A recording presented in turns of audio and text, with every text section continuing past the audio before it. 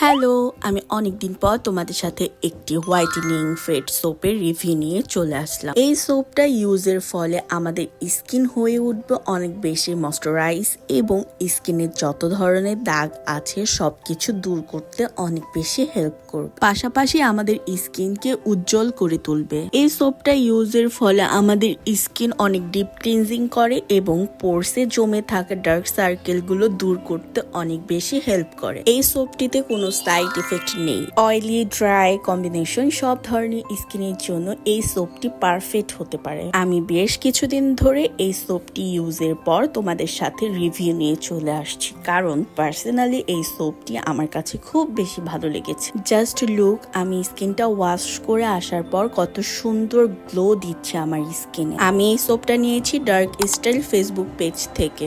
আপনারাও কিন্তু ট্রাই করতে পারেন।